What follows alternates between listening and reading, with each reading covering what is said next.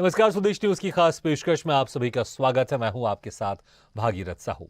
छत्तीसगढ़ में कांग्रेस का 3 दिवसीय राष्ट्रीय अधिवेशन इस महीने रायपुर में होने जा रहा है।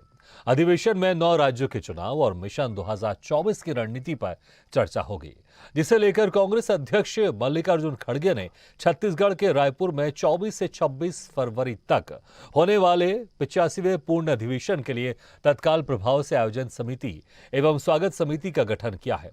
कांग्रेस के राष्ट्रीय महाधिवेशन में राजनीति के साथ ही अर्थशास्त्र, अंतर्राष्ट्रीय मामलों, कृषि, सामाजिक न्याय और युवाओं के रोजगार से जुड़े मुद्दों पर चर्चा हो सकती है। छत्तीसगढ़ में पहली बार होने वाले कांग्रेस के राष्ट्रीय अधिवेशन में अतिथियों का स्वागत खुद मुख्यमंत्री भूपेश बघेल करेंगे। छत्तीसगढ़ में इस साल होने वाले विधानसभा चुनाव के साथ ही लोकसभा चुनाव 2024 के मद्देनजर ये अधिवेशन अहम होगा, लेकिन कांग्रेस के महाधिवेशन पर भाजपा निशाना साध रही है। पूर्व मंत्री बृजमोहन अग्रवाल ने कहा कि यह कांग्रेस का महाधिवेशन नहीं है, बल्कि भूपेश बघेल सरकार का अधिवेशन है। इस अधिवेशन के द्वारा मुख्यमंत्री की कुर्सी बचाने का प्रयास किया जा रहा है। बृजमोहन अग्रवाल ने कहा कि यह अधिवेशन भूपेश बघेल का अपने आकाओं को खुश करने का अधिवेशन है। उधर कांग्रेस ने बीजेपी के बयान पर पलटवार किया है। सुशील आनंद शुक्ला ने कहा कि आज जो भारत खड़ा हुआ है, ये कांग्रेस के खून पसीने की मेहनत का ही कमाल है। बीजेपी के नेता इस तरह के लोकतांत्रिक परिवेश को नहीं समझते और जानते। ऐसे में अब सवाल यही है कि क्या वाकई बीजेपी के आरोपों में दम है? बीजेपी कांग्रेस के महाधिवेशन को हल्के में क्यों ले रही है? क्योंकि कहीं ना कहीं छत्तीसगढ़ में कांग्रेस के बड़े नेताओं के जमावड़े से भूपेश बघेल को बल तो मिलेगा ही, जो विधानसभा चुनाव में उनके लिए संजीवनी का काम कर सकता है। इसी मुद्दे पर चर्चा करेंगे, लेकिन पहले बयान सुन लेते हैं। ये कांग्रेस का अधिवेशन नहीं है, ये छत्तीसगढ़ की भूपेश बघेल सरकार का अधिवेशन है। मुख्यमंत्री की कुर्सी बचाने का अधिवेशन है और अपने आका सोनिया जी, राहुल जी और प्रियंका को खुश करने का अधिवेशन है। बृजमोहन अग्रवाल मती भ्रम के शिकार हो गए हैं। कांग्रेस का 85वां राष्ट्रीय अधिवेशन है। उस कांग्रेस पार्टी का राष्ट्रीय अधिवेशन है जिसने इस देश को आज़ादी दिलाई। उस कांग्रेस पार्टी का राष्ट्रीय अधिवेशन है जिसने इस देश के नवनिर्माण के लिए अनेक योजनाएं बनाई। आज जो भारत दिख रहा है वह कांग्रेस पार्टी के खून पसीने, मेहनत और श्रद्धा का परिणाम है। कांग्रेस पार्टी का राष्ट्रीय अधिवेशन में इस देश की दशा दिशा के बारे में चर्चा होती है, विमर्श होते हैं, तमाम तरीके की सब्जेक्टिव कमेटियां निर्णय लेती हैं। देश भर से कांग्रेस के लोग आते हैं, देश दुनिया की निगाहें रहती हैं। दरअसल भारतीय जनता पार्टी के नेता इस प्रकार के लोकतांत्रिक अधिवेशनों की परंपरा को नहीं जानते। ये फांसीवादी चरित्र के लोग हैं, तो अधिवेशन के बारे में इनकी समझ नहीं है, इसलिए इस प्रकार की टिप्पणी कर रहे हैं।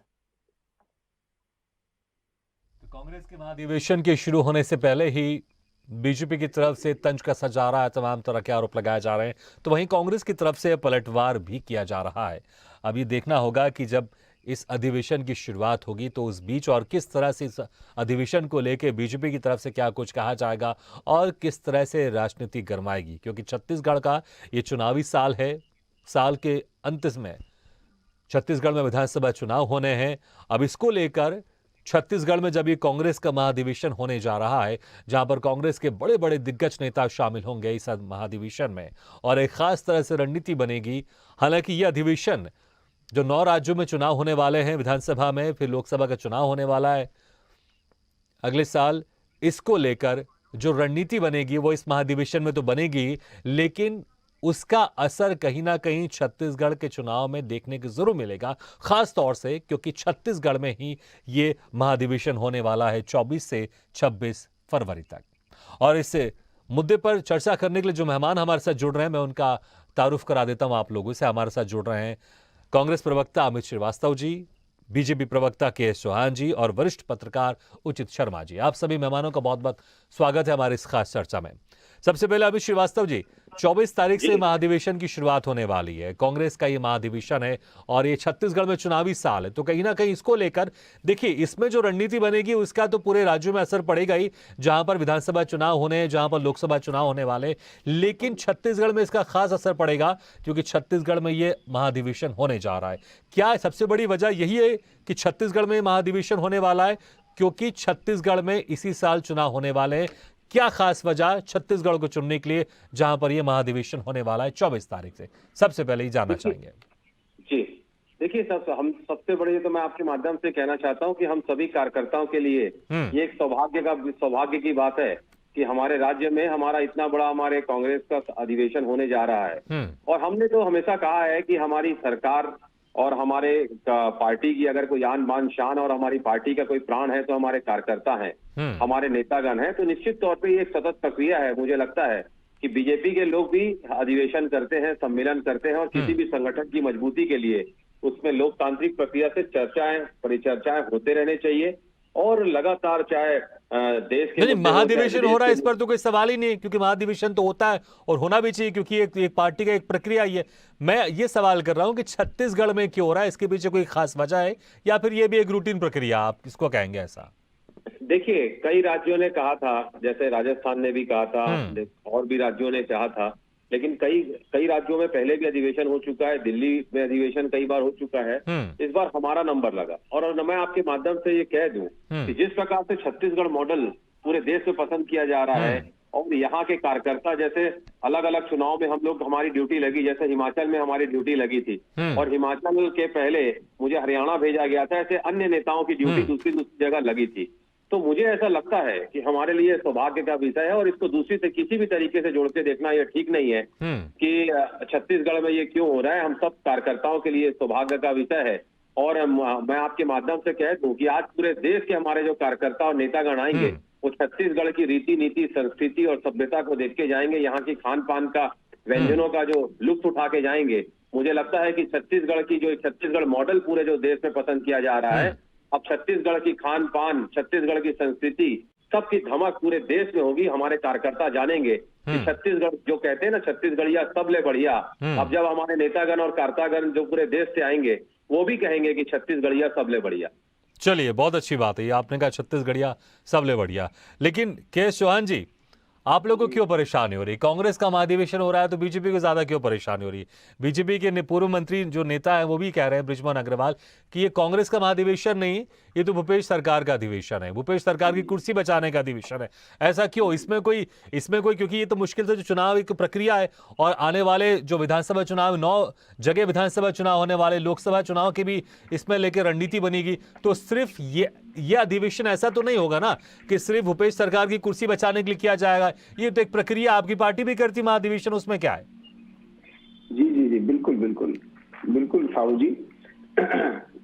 भारतीय जनता पार्टी को इससे कोई लेना देना नहीं है कि आप अधिवेशन करिए, अपनी प्रक्रिया करिए, कोई दिक्कत नहीं है।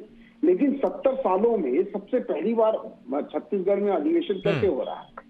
उसके पिछले 70 सालों में इनको याद कैसे नहीं आई छत्तीसगढ़ में अधिवेशन की? और दूसरी बात, सर्वविदित है कि सत्ता और संगठन की लड़ाई कांग्रेस में यहाँ पर चल रही है। मोहन मरकाम जी का एक इधर रहता है चेहरा और मुख्यमंत्री जी का उधर रहता है। सभी को मालूम है कि टी.एस. बाबा और मुख्यमंत्री जी की क्या लड़ाई है, ढाई साल का क्या है। और सभी को मालूम है कि राज्यसभा की टिकट जो मुख्यमंत्री के दावेदार थे, महंत जी, वो उनको राज्यसभा की टिकट तक नहीं दी गई। और हमारे मुख्यमंत्री जी ने खुद प्रस्तावित किया था कि प्रियंका गांधी जी को राज्यसभा मेंबर छत्तीसगढ़ से बना दिया जाए। ये खुद प्रस्ताव दिया था। और दूसरी बात ये भूपेश बघेल जी का अधिवेशन नहीं है तो और क्या है? ये छत्तीसगढ़ के लिए नहीं है। छत्तीसगढ़ के व्यंजनों का लुत्फ और छत्तीसगढ़ की पहचान सिर्फ ये अधिवेशन आएंगे तभी नहीं होगी, ऐसा नहीं है। और मेन बात ये है भागीरथ जी, मैं सिर्फ एक चीज में सब स्पष्ट हो जाएगा कि ये अधिवेशन यहाँ पर क्यों हो रहा है। इसके पहले भूपेश बघेल जी को इतना तवज्जो क्यों नहीं दिया जा रहा था, और अभी क्यों दिया जा रहा है? यहाँ के संसाधन जो उपयोग में लाए जाएंगे, क्या उनके अपनी जेब से खर्च होंगे कि हमारे सरकारी संसाधनों का उपयोग किया जाएगा? हमारे संसाधनों का उपयोग अपनी वो एक साधन मात्र है कांग्रेस पार्टी के लिए, अपना लक्ष्य साधने के लिए। इस वजह से इन लोग नहीं कर रहे हैं। और दूसरी बात यह है जो मैं मेन क्वेश्चन पूछ रहा हूं कि अभी तक भूपेश बघेल जी को जब 2018 से पहले इतना तवज्जो क्यों नहीं दिया जा रहा था, और अभी 2.5 साल के बाद और इनकी गतिविधियां क्यों तेज हो गई हैं? तो इसमें कहीं मतलब गिव एंड टेक का रिलेशन तो नहीं है, या कहीं ऐसा तो नहीं है कि आप हमारे लिए कुछ करें तो हम भी आपके लिए कुछ करें? देखिए केशवान जी, मुझे लगता है तवज्जो की जो आप बात करी है तो बहुत क्लियर है। अब 2018 के पहले मुख्यमंत्री थोड़ी थे भूपेश बघेल, जी, और सुनिए इतने मेरी बात, इतने इतने इतने सारे राज्यों में आपकी सरकार है, वहां पर भारी बहुमत के साथ छत्तीसगढ़ में कांग्रेस की सरकार बनी है, तो उस मुख्यमंत्री को तवज्जो तो मिलेगी, उसमें कोई नई बात तो है नहीं। भागीरथ जी। और क्यों तवज्जो मिल रहा है? हाँ। क्योंकि आज साधुवाद आपको सरकारी बहुत अच्छा प्रश्न किया आपने। सरकारी संसाधन उनके पास है। ये क्वेश्चन बहुत अच्छा है आपका। चलिए, और यही आप मैं ये कह रहे हैं कि क्लियर करना आप ये चाह कह रहा रहे हैं कि हूं आपको। छत्तीसगढ़ में कांग्रेस की सरकारी सरकार है, संसाधन, तो जो सरकारी साधन है उसका इस्तेमाल किया जाएगा अधिवेशन में, आप ये कह रहे उसका हैं। इस्तेमाल किया ठीक है, जा रहा चलिए और देखिए, लेकिन केस चौहान जी, मुझे लगता है कि ये सवाल बड़े बेमाने हैं, क्योंकि आपका भी कहीं अधिवेशन होगा किसी सरकार में, फिर तो वो भी उठेगा कि आप भी उसमें सरकारी संसाधन इस्तेमाल करें। ठीक है, चलिए, ठीक है, मैं आऊंगा दोबारा आपके पास, मैं आऊंगा। 10 सेकंड दीजिए मेरे को। ठीक है, 10 सेकंड मैं चाहूंगा कोई ऐसा वैलिड मैं ये सवाल आप बोल रहा पूछे। हूं- ठीक ये है। बोल रहा हूं कि सेवा करने के लिए छत्तीसगढ़ है, लेकिन जब राज्यसभा टिकट की मामला आता है, राज्यसभा सदस्यों का मामला आता है, तो वहां पर छत्तीसगढ़ की जनता से कुछ भी नहीं मिलता है। छत्तीसगढ़ की जनता को, छत्तीसगढ़ को कुछ नहीं मिलता। वो बाहर से सांसद आते हैं और यहाँ पर मिल जाते हैं। छत्तीसगढ़ को मिलता क्या है? छत्तीसगढ़ दे रहा है सिर्फ, और सिर्फ भूपेश बघेल जी अपनी कुर्सी बचाने के लिए ये सब चीजें करवा रहे हैं, ताकि एक अपने आकाओं को वो खुश कर सके। ये यहाँ की जो लड़ाई है, जो माइक की लड़ाई है, जो ठीक है, चलिए हेलीकॉप्टर की यही लड़ाई सवाल है, मैं पूछ लेता हूँ जो- उचित शर्मा जी से। हाँ। उचित शर्मा जी, पहली बार छत्तीसगढ़ में अधिवेशन हो रहा है कांग्रेस का, जिस तरह से के.एस. चौहान जी ने भी कहा कि 70 साल में पहली बार क्यों हो रहा है, और तमाम तरह की भी उन्होंने बात कही है। क्या यही वजह है कि ये चुनावी साल है और छत्तीसगढ़ में चुनाव होने वाले हैं, और बहुत सारी जगह तो कांग्रेस को उतनी ज्यादा उम्मीद नहीं लगती है, लेकिन कांग्रेस को ऐसा लगता है कि छत्तीसगढ़ में सरकार जरूर रिपीट करेगी। राजस्थान में उतनी श्योर नहीं, क्योंकि राजस्थान में हर बार सरकार बदलती रहती है, लेकिन छत्तीसगढ़ में उनको पूरी उम्मीद है कि जिस तरह की चीजें चल रही हैं छत्तीसगढ़ में, कांग्रेस मजबूत है, शायद दोबारा कमबैक कर सकती है कांग्रेस, इसलिए अधिवेशन रखा गया है छत्तीसगढ़ में। देखिए, चौहान जी जो कह रहे थे कि बहुत हद तक वो बातें हो सकती है, क्योंकि सभी चीजें आर्थिक, राजनीतिक सभी कुछ लाभ मिल जाता है। हाँ। जिस जगह अधिवेशन होता है, तमाम तरीके के बड़े खर्चे होते हैं, तो खैर एक अधिवेशन, हालांकि इस अधिवेशन में एक सतत प्रक्रिया है, लेकिन उन राज्यों में देखिए भारतीय जनता पार्टी और कांग्रेस में यही फर्क है। भारतीय जनता पार्टी वहां अधिवेशन करती है और वहां अपनी चीजों को डेमोन्स्ट्रेट करती है जहां पर उनकी सरकार नहीं है। आप देखिए कि उनका जो अधिवेशन था साउथ में था, जहां उनकी सरकार नहीं है। वो उस जगह फोकस करते हैं जहां पे उनकी सरकार नहीं है। ये बेसिक फर्क है, ताकि लोगों को आकर्षित कर सके, लोगों के बीच माहौल बन सके, लोगों के बीच जानकारी उपलब्ध हो सके, लोगों के बीच जरा मीडिया में छपे सभी चीजें, तो उस जगह माहौल बनाने की कोशिश वो करते हैं। अच्छा, लेकिन उचित शर्मा जी, इसी में से एक सवाल भी मेरे जहन में आ रहा है, बीजेपी दूसरे राज्यों में भी अपने पैर पसारना चाहती जहां पर वो नहीं है, और कांग्रेस को यहां पर ये थोड़ा डर रहता है कि जिस राज्य में हम हैं कहीं वो राज्य हमारे हाथ से चले नहीं जाए, इसलिए अगर हम कोई महाधिवेशन करें तो उस राज्य में करें जहां पर कमबैक की, हमारी वापसी की उम्मीद ज्यादा है। बिल्कुल बिल्कुल, उनकी कोशिश रहती है कि वो एरिया जहाँ पे वो कमजोर है, उस एरिया में फिर वो उस क्षेत्र में वो अपने लोग भेजते भी है। जैसे जिस तरीके से अभी लगातार सरगुजा और बस्तर में आपके भारतीय जनता पार्टी के बड़े नेता और मंत्री आते जाते रहे, और मोहन भागवत जी का भी वहां विजिट हो चुका है। आप देखिए कि यहाँ पे आरएसएस का शिविर लग चुका है। हाँ। केंद्रीय पूरे मंत्री आके जा चुके हैं। अभी लगातार उन दो सीट जो इनके पास नहीं है, उस सीट को फोकस कर रहा है। इनको कोरबा और बस्तर की जो लोकसभा की सीट नहीं है उसको फोकस कर रहा है। तो ये इस मामले में बहुत तकनीकी ढंग से वो आगे बढ़ते हैं और बड़ी गंभीर सोच के साथ वो आगे बढ़ते हैं। और पॉलिटिकली बहुत मैच्योर पार्टी है भारतीय जनता पार्टी, इस बात में कोई दो मत नहीं है। वो उन पॉकेट्स को तलाश कर रही है जहां वो हारते हैं या कम वोटों से हार रहे हैं। अभी भी उनका जो प्रयास है कि जिस 196 सीटों पे वो जो हारे हुए हैं, जहाँ पे उनके वोट नहीं है, उस जगह को फोकस कर रहे हैं और वहां से वो जीत के आने की कोशिशें कर रहे हैं। तो ठीक है, लेकिन जहां तक अधिवेशन की बात है, तो अधिवेशन में जो चौहान जी कह रहे हैं बहुत हद तक बात वो सही होता है कि साधन चीजें सब कुछ मिल जाती है। बहुत ढंग से सरकारी चीजों से ऑब्लाइज किया जा सकता है, जहाँ रहने वहने की व्यवस्था हो उन सब चीजों किया जा सकता है। पिछली बार राजस्थान में हुआ था, वहां भी उनकी सरकार थी। इस बार छत्तीसगढ़ में हो रहा है, वहां भी उनकी सरकार है। तो बहुत सारी चीजें मैनेज हो जाती है। बट ये है कि हमको ये सतत प्रक्रिया है, वो बात अलग है।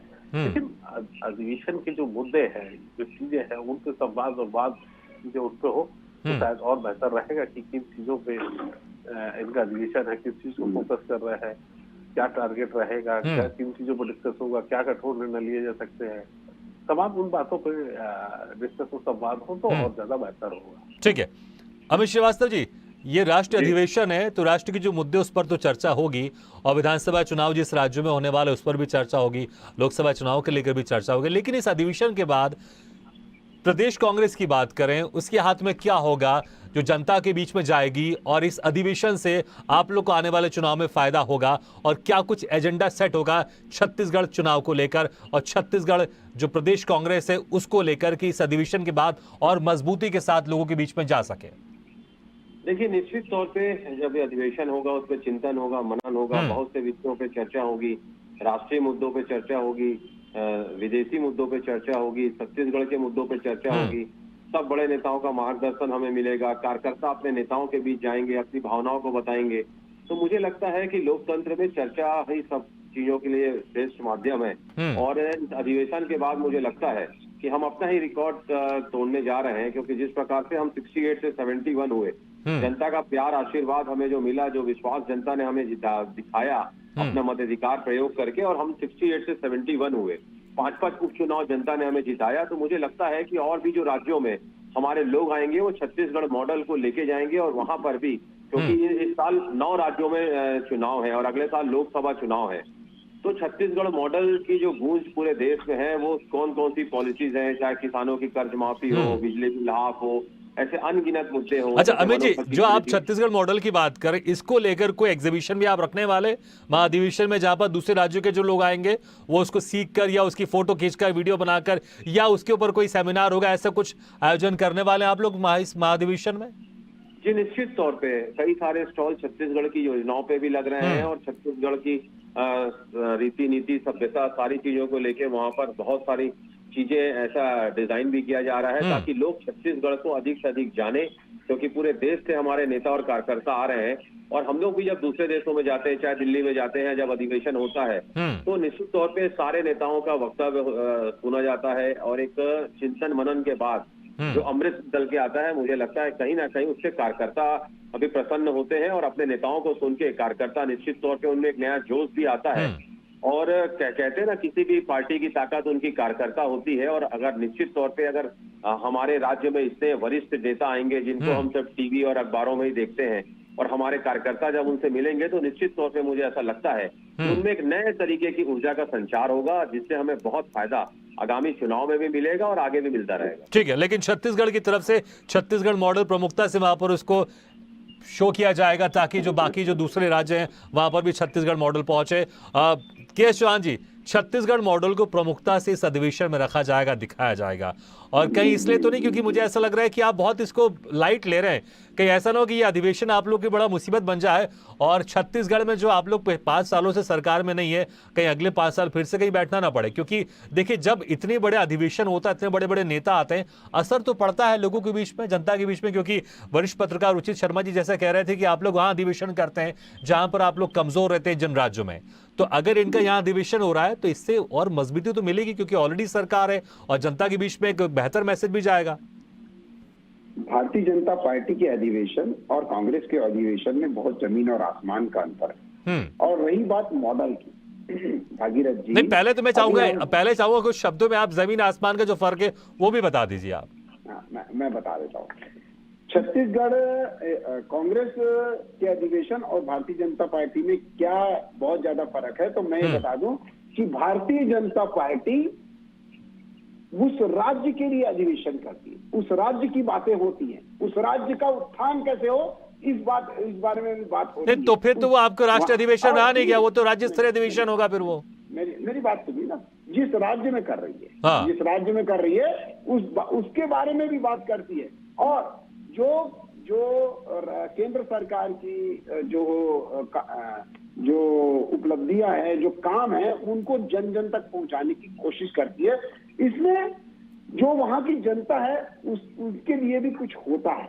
दूसरी बात यह है कि कांग्रेस जो कर रही है आज, ये जो अधिवेशन कर रही है, हाँ। वो सिर्फ वो छत्तीसगढ़ की जनता के लिए नहीं कर रही है। छत्तीसगढ़ की जनता नहीं, कांग्रेस पार्टी के लिए भी अधिवेशन नहीं हो रहा। मैं आपको बता दूं, सिर्फ भूपेश बघेल जी की कुर्सी बचाने के लिए ये अधिवेशन हो रहा है। क्यों?